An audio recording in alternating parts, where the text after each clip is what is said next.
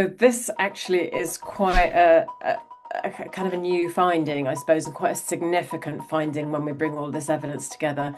It was already known that injuries can affect young athletes' mental health. But now, new research from Podium Analytics and the University of Oxford shows the link actually goes both ways. Mental health challenges can also increase the risk of injury. So we found that young athletes with poor mental health have a 50% greater likelihood of injury compared with their mentally healthy teammates. Now, that's not to say that there's a 50% chance of injury. It's to say that if your chance of injury is 2%, then it becomes 50% greater, so it becomes 3%.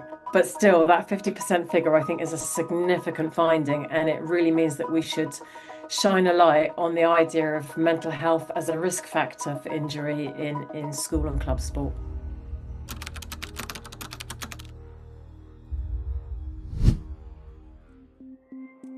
My name's Catherine Wheatley. I'm a health psychologist by training, and I work for a sports injury prevention charity called Podium Analytics. Dr Catherine Wheatley and colleagues analysed data from over 200,000 young people. The data could not tell them why young people with mental health challenges are at a greater risk of injury. However, evidence from adult studies does offer some clues. So we know that stress, for example, will mean that you hold your body more tensely, and that itself can be a risk factor for injury when you have a collision. We know that stress, for example, can mean that it's harder for you to pay attention to what's going on around you spatially, so literally your visual field will shrink, but it's also harder for you to pay attention to instructions. So those are also risk factors for injury. And finally, we think that there are probably some behavioural aspects going on there too. So, if you're feeling anxious, if you're feeling low, it can affect your relationship with food, it can affect your diet, it can affect your sleep, and those are also risk factors for injury.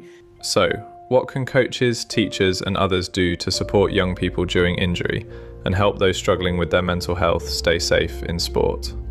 Encourage your team to talk about it if you feel comfortable with that. Not everyone is, but if you're not, maybe there is someone in the school that you can identify as being the person to talk about these issues with young people. I would say there's also a case for encouraging young people to talk to one another and to support one another if they feel comfortable with that.